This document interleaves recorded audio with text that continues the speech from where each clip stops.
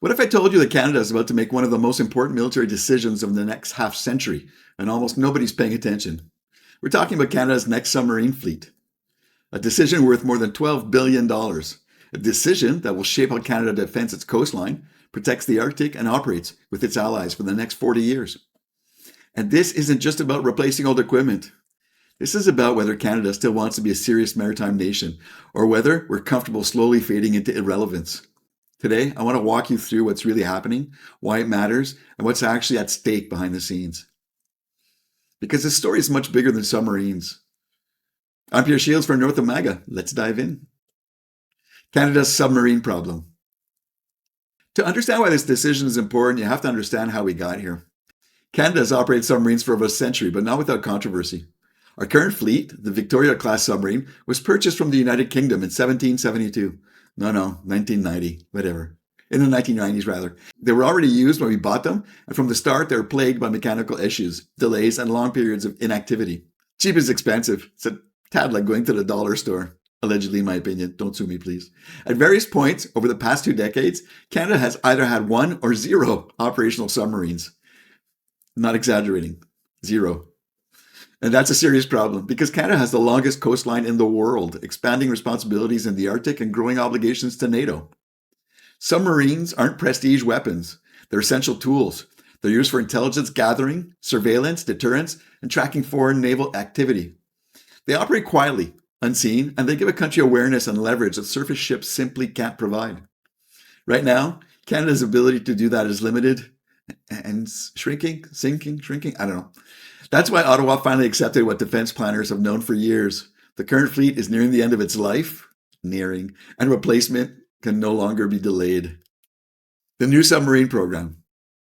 Canada is now planning to acquire up to 12 new conventionally powered submarines. They're not nuclear submarines, they're advanced diesel-electric boats designed for long endurance, quiet operations, and patrols in cold and shallow waters, exactly the kind of environment Canada operates in. The estimated cost is over $12 billion, and that number will likely grow once training, maintenance, and long-term support are included. Just a second, little shameless plug. Coffee's better in a North America cup. Okay, but here's the key point. This isn't just a purchase. Canada has made it clear that this program must include industrial benefits, long-term economic returns, and domestic involvement. In other words, Ottawa isn't just buying submarines. It's looking for a strategic partnership. Hi everybody, it's Future Me.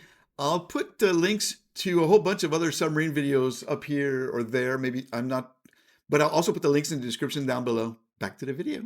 The 2 contenders. Right now, 2 companies are in the final race. The first is Germany's ThyssenKrupp Marine Systems, or TKMS. TKMS is one of the world's leading builders of conventional submarines. Their Type 212 class is already in service with Germany and Norway, and it's widely regarded as one of the quietest and most capable non-nuclear submarines in the world. But what really makes Germany's bid stand out? It's not just the submarine. It's the package that comes with it. TKMS is reportedly offering Canada a broad economic partnership that goes far beyond naval construction. We're talking about investment in Canadian industry, cooperation in advanced manufacturing, potential collaboration in battery technology, artificial intelligence, and even mining and critical minerals. This isn't just a defense deal. It's an industrial strategy. Sounds like a pretty darn good strategy too, finally. German officials from multiple ministries are involved, and the proposal appears to be designed to tie Canada more closely into Europe's defense and industrial ecosystem for decades. In other words, Germany isn't just offering submarines, they're offering long-term integration. The second contender is South Korea's Hanwha Ocean. South Korea has become one of the fastest growing defense exporters in the world. And honestly, they have amazing equipment. Wow, they're really rocking right now. Their shipyards produce warships quickly, efficiently, and at lower cost than many Western competitors. Their pitch at Canada focuses on speed, reliability, and value. They're known for delivering projects on time and on budget, which is something Canadian defense procurement has historically struggled with. Really? I wasn't aware. Hanwha submarines are modern, capable, and designed for long-range operations. And South Korea has shown a willingness to localize production and transfer technology to partner countries. Where Germany offers deep strategic integration, South Korea offers speed, affordability, and industrial efficiency. Why this deal is about more than submarines. This competition isn't really about boats. It's about geopolitics. It's about supply chains. It's about whether Canada wants to anchor itself more closely to Europe's defense industry or align with Asia's rapidly expanding manufacturing base. It's also happening at a time when global tensions are rising. Russia is increasing its Arctic presence. China is expanding its naval reach. The United States is pressuring allies to spend more on defense.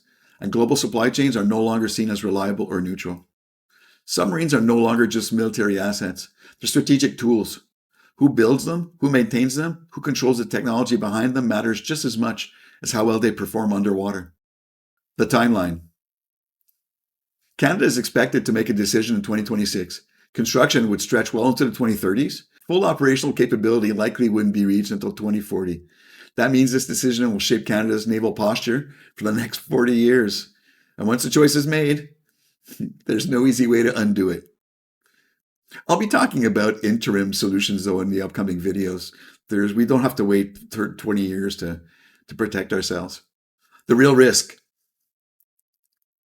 The biggest risk here isn't choosing the wrong submarine. The real risk is delay. My martial arts teacher used to say, if somebody attacks you, do something, do anything. Don't wait for them to attack you properly, or don't wait for them to do something that you can counter. Do anything right now. And the reason she used to say that is by the time somebody throws a punch that you're used to countering, you'll be on the ground. Do something, do anything. Every year of hesitation increases cost, stretches timelines, and widens the gap between what Canada needs and what it can actually deploy. We're talking about submarines now.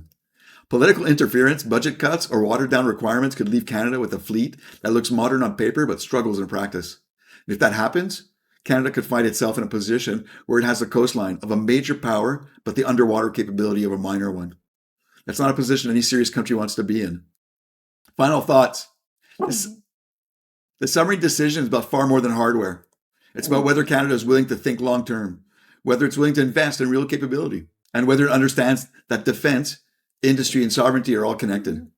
Germany's offering partnership. South Korea is offering speed. And Canada now has to decide what kind of country it wants to be, because this decision will define our Navy and our strategic posture for decades to come. If you want clear Canada First analysis without the noise, make sure you subscribe to North of MAGA. Like the video if you value serious discussion about defense and national security. Oh yeah, subscribe, like, comment, share, click on the bell, and other stuff. And let me know in the comments, should Canada prioritize long-term industrial partnership or go with the fastest and cheapest option? Thanks for spending time with me.